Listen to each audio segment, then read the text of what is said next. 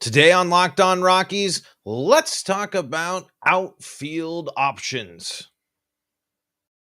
You are Locked On Rockies, your daily Colorado Rockies podcast, part of the Locked On Podcast Network, your team every day.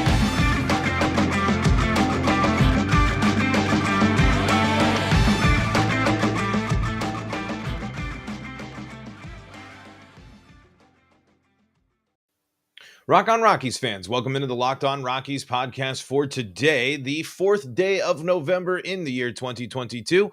I'm your host of the Locked On Rockies podcast, Paul Holden, bringing you your daily Colorado Rockies talk right here on the Locked On Podcast Network, where you can find your team each and every single day. Today's episode of the Locked On Rockies podcast is brought to you by BetOnline. BetOnline has you covered this season with more props, odds, and lines than ever before. BetOnline, where the game starts. Thank you so much for making Locked On Rockies your first listen of the day. We appreciate it. You can find us free and streaming on your favorite streaming service and streaming all of our episodes live on YouTube, where when you subscribe, you can be part of the live chat. You can ask your questions live, and we get to answer them. We get to talk about the Rockies together. And who the heck am I? Well, I am your Rockies fan extraordinaire, Paul Holden, and I've been following this team my entire life, a bit of a diehard fan, and been bringing you your daily Colorado Rockies talk for a little over 2 seasons now. Today on Locked On Rockies, we are going to talk about more outfield options, as Renee Dechert wrote a really interesting piece in her newsletter, The Rockies Pitch. It's a really, really good thing. We're going to have it linked there when you click in the description. It's a really great weekly newsletter, and she also does a bunch of links too. So it's a wonderful Rockies resource if you are looking to get some great insight into the Rockies. And she really brings up some awesome Rocky stuff. Not only that, she curates a bunch of it as well. But let's dive in here, because that's going to be the theme of it, because they're really, and this is how the piece starts. The Rockies at the end of the season, and not only was it emphasized by Bill Schmidt, it's emphasized by the production. The Colorado Rockies need a power bat in the outfield. They need more offensive production in general, and it needs to be coming from, hopefully, ideally, the left side of the box and also from the outfield. The outfield is a place it's long gone are the days of a bunch of slugging outfielders for the Colorado Rockies. The Rockies are in a really interesting place with players that we've seen. They've done their tryout. We've seen multiple seasons of them, and a bunch of players that have been already exceeding expectations. We've talked a little bit about this before, and we talked about it with Zach Veen. But why I liked this piece from Renee so much was there's a prospect that we haven't talked about at all in it, and it also kind of gives some good insight into why the Rockies might not go after a big name free agent in the outfield, or do they really need to? It's a question of how much do we want to believe in what the Rockies system and the prospects got, and what the Rockies already have within the system, versus, the Rockies can go out, spend some money. Dick can go out and spend a little money and add, and there's some really interesting options when it comes to center field for the Rockies next year. Let's dive in here to the Rockies Pitch newsletter here from Renee Dechert. In his season-ending presser, Bill Schmidt was clear. In the offseason, the Rockies would be looking for a left-handed bat, a center fielder, and someone who could slug along with some pitching depth.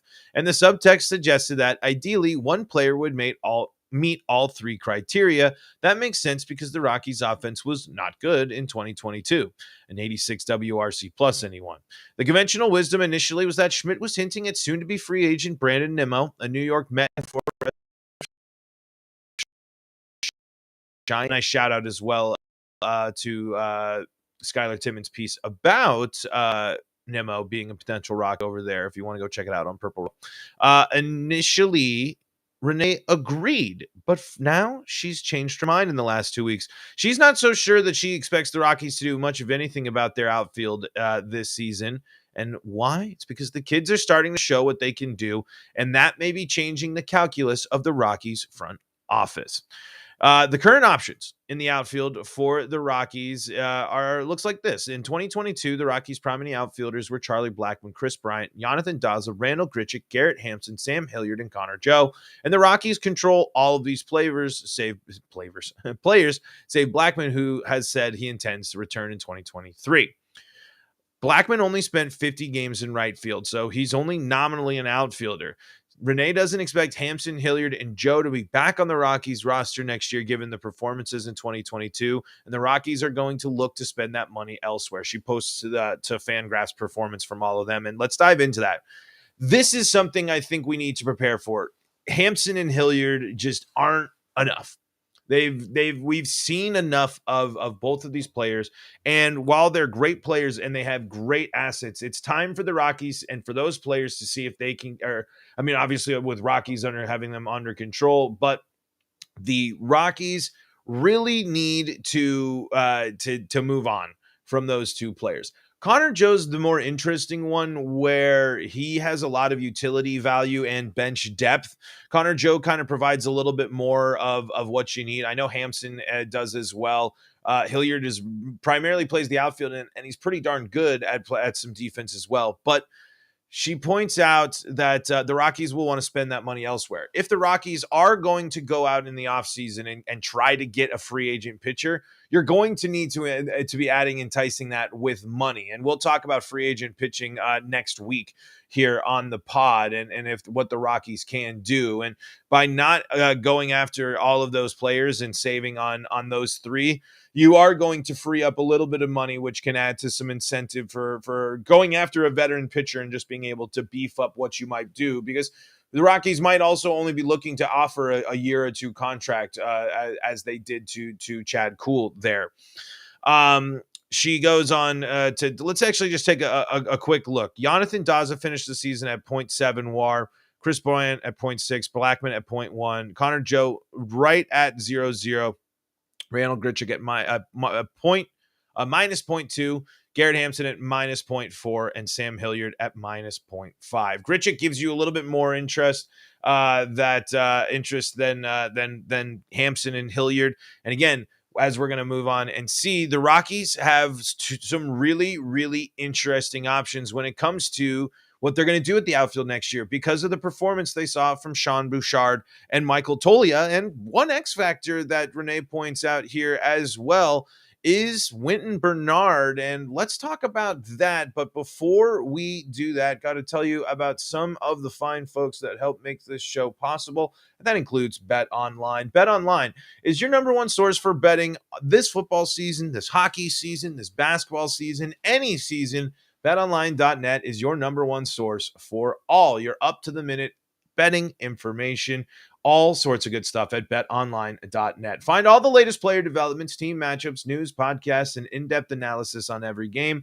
And as always, BetOnline remains your continued source for all your sports wagering information, with live betting and up-to-the-minute scores for every sport out there. The fastest, the easiest way to check in on all your favorite games and events is at BetOnline.net. And that includes the World Series. You're running out of chances to bet on the World Series, but it'll be right back in action for baseball. You can get ahead on some future bets there as well, but you can even do MMA, boxing, and golf. Head to the website. That's betonline.net, or why not use your mobile device to learn more? You can head over to betonline.net. Bet online, where the game starts.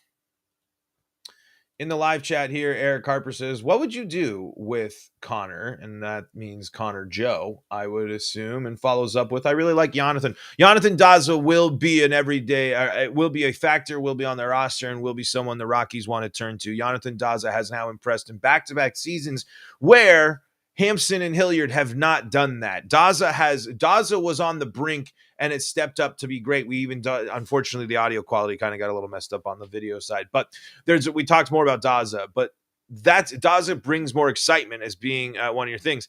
This is what I would do with Connor Joe, Eric. If you can get him for affordable, and depending on how much money you actually are willing and want to go out for, I think Connor Joe is really good for depth on your team. And he can play first He can DH. He can play in the outfield. That's a good type of player. Now, did he underperform in the second half? Yes, but we know what Connor Joe is capable of, and we got our Connor Joe reality check. Myself included, we're all really excited. We know what Connor Joe is capable of and can do, but now we've seen an extended stretch of time where we might have gotten a little too excited. But I think Connor Joe is a really good utility player, and I'd rather have Connor Joe as my utility player than what the Rockies usually do with Garrett Hampson, for example. And I just don't think the Rockies have gotten enough from Hampson or Hilliard to justify taking away from these rookies. As we go back to Renee's piece here, she says, consider the play of Wynton Bernard, Sean Bouchard, and Michael Toglia. To be clear, these players fall into small sample size territory, which is a key thing that we need to remember here with these players. The sample size is small, and that we could have had the same type of conversations with Hilliard, with Hampson, with Joe, as and things of that nature. But these are, especially Toglia, are prospects the Rockies believe in. These are the ones that they've been drafting and developing and kind of go for, and this should pan out a little bit better. They did pretty well. And let's see here. Sean Bouchard hit more home runs than Hampson and Hilliard did, despite them having significantly more plate appearances. Tolia's numbers, too, while not as impressive as Bouchard's, are an improvement over Hampson and Hilliard's. Although Bernard's fate is uncertain, and Renee says she won't be surprised if the Rockies non-tender him, he is a true center fielder and was defensively sound. Plus, Bouchard and Tolia aren't going anywhere. When these players play, and at least two of them will, they take up outfield positions, and that's before considering the possibility of Alan Trejo becoming a utility player, including an outfielder. And according to Renee, there's a link here that says it's part of his offseason training plan. If the Rockies acquire another outfielder, an already crowded outfield becomes even more contested. That's the big part right now. There are far too many. Depth is good, but the Rockies have far too much depth. And in reality, even though these sample sizes are small, I want to see more from those three players than I want to see from Hilliard and Hampson. And again, Joe might even come into that list where is that enough? But let's take a look again at some of those numbers here. 27 games for Sean Bouchard, 97 plate appearances. So just under 100 plate appearances, which is a pretty decent benchmark. 100 is a decent amount. 27 games, that's a solid amount of games. That's basically a month of ball. That's pretty darn good assessment of what we can look at and at least get not just some small 3-4 game sample, one series sample for Sean Bouchard. 3 home runs, 9 runs, 11 RBIs, no stolen bases. He had a walk percentage of 21.6 with a strikeout percentage of 25.6. Or 25.8, so a little higher on the strikeout percentage, but of course, rookie getting time at the end of the year, playing really good. The Rockies also went up against great pitching again at the end of the year as well. His BABIP at 404, leading into an average of 297, an OBP of 454, and a slugging of 500, and a WRC plus of 158, and a WAR of 0.8.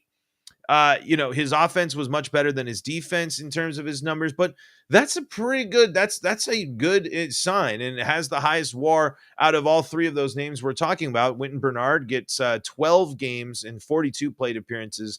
He gets 9 runs, a couple of RBIs. The 3 stolen bases was a massive part of Bernard's game, and it's going to be something that makes a team interested in him, as well as the fact that he hit 286, 286, 310.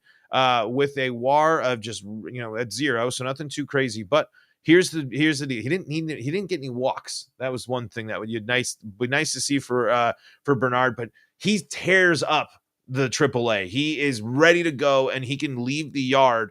And he was doing some serious damage there. So if the Rockies don't go, someone is going to give Wynton Bernard a chance. And if the Rockies might do it, but again, that factors in.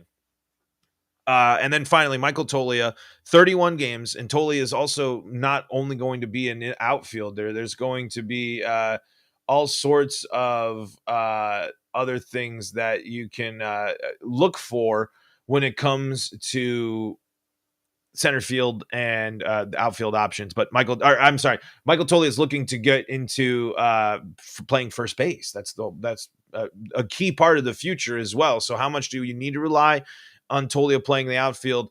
You kind of need him to be good and contribute in the outfield, though, because he needs to get reps, and him playing in the outfield is going to be part of that.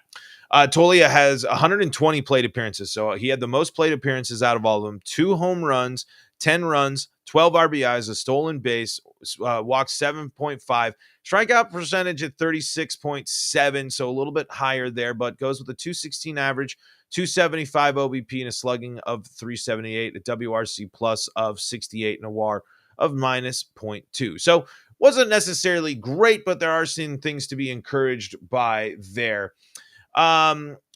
There's one player that in the farm system that we have haven't talked about and is added in there.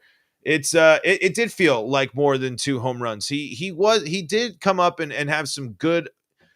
He just showed readiness, MLB readiness. Tolia did, and that was impressive. And clearly, with the attention that the Rockies have put into Tolia, they value him a lot. And like Renee says, Bouchard and Tolia aren't going anywhere. Bernard, that's a different story. But if you are going to move on from Hilliard and Hampson, you can already guarantee you just slot Bouchard and Tolia right there, and that answers that problem, and it already goes there.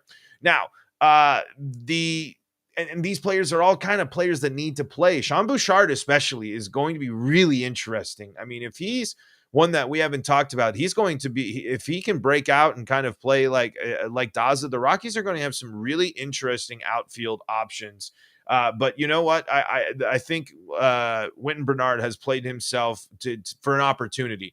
At least he's getting the best opportunity of his life. Is it gonna pan out? Is he gonna be on the Rockies, for example? I don't think so, but he showed enough to again. I'd want to see more from Wynton Bernard than Hilliard and Hampson, and I'm not. I always kind of hate saying that because I always feel so mean, but that's kind of the analysis. I think Bernard was bringing a little bit more interesting defense, a little bit more dynamic to the team with the stealing of the bases than those players were. So if it's Bernard, I mean, can those 3 players completely replace all 3 of those? You might argue that. I mean, Kurt Bernard could become a utility player. He's been playing long enough. He could probably learn some stuff, but would they want to turn to him? And Bernard did, I think, get a little bit of first base when he did play, and I don't think it was that great. I can't remember exactly, though, but cheers indeed, Eric. I want to talk about the prospect that we've never really talked about because Renee later in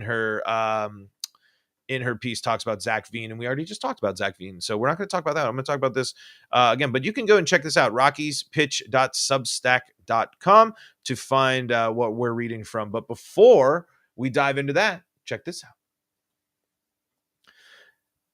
Folks, this is the Locked On Rockies podcast. You can get more sports action with the Locked On Sports Today podcast if you want to get your look at all sorts of sports, the world of sports from all sorts of your favorite Locked On hosts. You can check it out there. We're still reading from Rockies Pitch, a Colorado Rockies baseball newsletter from Renee Dechert. And here's a prospect we have not talked about, and his name is Brenton Doyle. Perhaps you haven't been paying much attention to Brenton Doyle, but you should. The Rockies drafted Doyle in the 4th round of the 2019 draft out of Shepherd University, a D2 school. He's described by MLB Pipeline as a super toolsy and athletic outfielder. And did Renee mention, I should say, he won a Gold Glove for his center field defensive work. However, Doyle's work at the plate has been uneven. For example, he led the Pioneer League in OPS in 2019, but was then a bit uneven and struggled early with the yard goats. Plus, he strikes out too much. Still, he excelled from mid-June until the end of the 2022 season. Doyle had a slugging of 450, a 737 OPS, and hit 29 home runs, 26 of them in pitcher-friendly Hartford. Doyle also stole 23 bases. In his October 18, 2022 newsletter, Thomas Harding wrote this of Brenton Doyle. There was even internal consideration of bringing him to the majors for the final days. The Rockies seek a center fielder to boost the major league lineup at the start of 2023, but the future could be in the system. While most eyes are on Veen, Doyle could earn his shot first. In other words, Doyle is close. Why would the Rockies sign a center fielder when Doyle is almost MLB ready?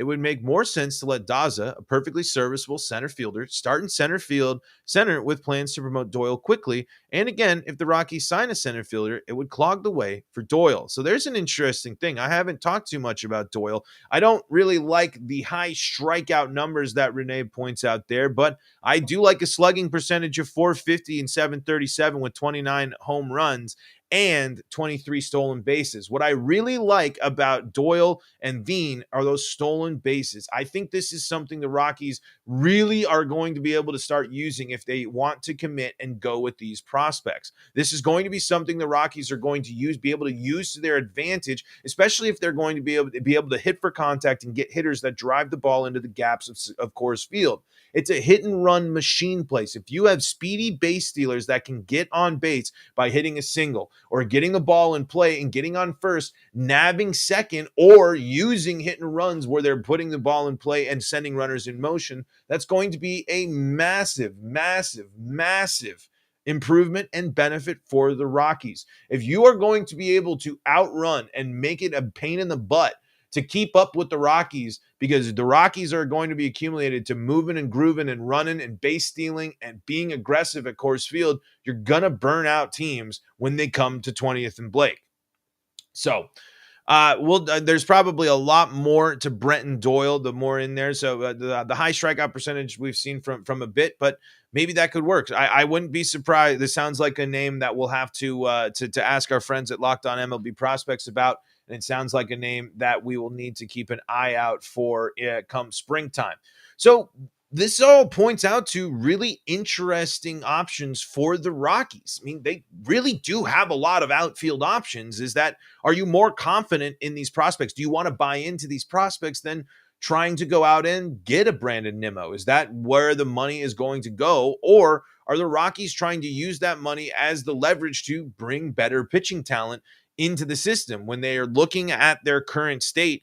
Is it better for the Rockies to say, okay, we have the position players, we have the outfield, at least pieces of the outfield that we think are pretty good or at least serviceable? Do we want to use more of our money and use more of our things to go after starting and relief pitching?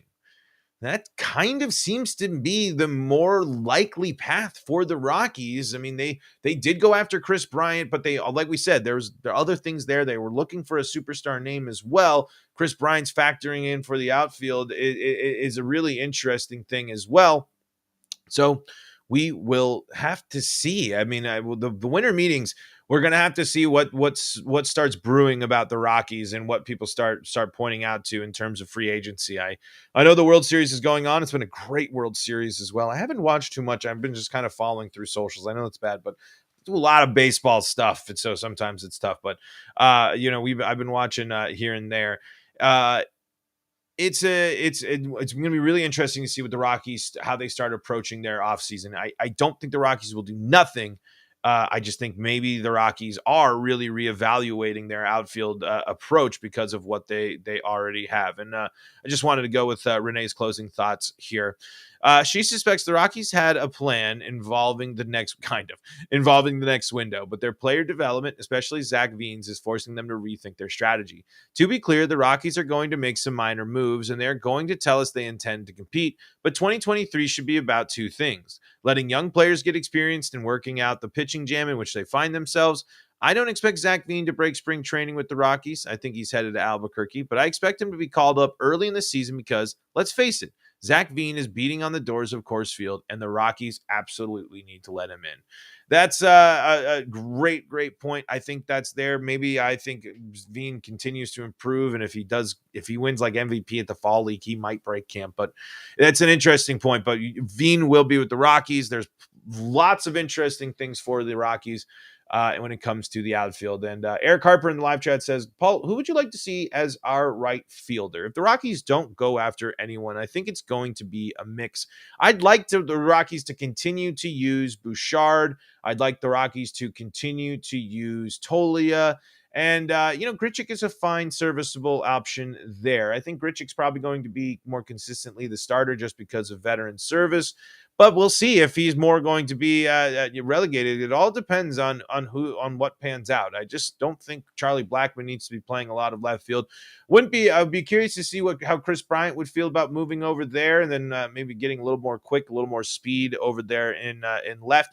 But I think when going forward, you're going to see Jonathan Daza taking center field, at least for now. So, Eric, to answer your question, anyone that isn't Charlie Blackmon, really just because I want Charlie to hit and I want the Rockies to get these guys, like Renee even mentioned, get these guys. If you're not going to go after a big name in free agency this year and decide to commit to these players and use this year as more time for them to be MLB ready, yet let the young guys play. Bouchard, let it be Tolia, let it be whoever else, Veen, let it be anybody, let it be Doyle. Let's figure out what we have with this glut of right fielders, and then you have Charlie Blackmon and Connor Joe that can fill that in there, and again Chris Bryant. I really would be interested to see Chris Bryant, shifting over, and if that's his position or really what. I don't know much about Chris Bryant because we haven't gotten to see a lot about Chris Bryant. So we'll see what the Rockies do there. But folks, that's going to do it for today's episode of Locked On Rockies. Thank you so much for making us your first listen of the day and for tuning in. When you subscribe to Locked On Rockies on YouTube, you help the show grow. And when you tell your friends about Locked On Rockies, you help the show grow, because we got a great crew of Rockies fans that make this show awesome and wonderful. You can follow us on Twitter at LO Rockies. You can follow me at Paul Holden 33. You can find us on YouTube at Locked On Rockies. Now that you made us your first listen of the day, go make Locked On Sports Today your second listen of the day, and stay up to date with all things Colorado sports with the Locked On Broncos, Locked On Avalanche, and Locked On Nuggets podcast. And until next time, this is Paul Holden saying so long.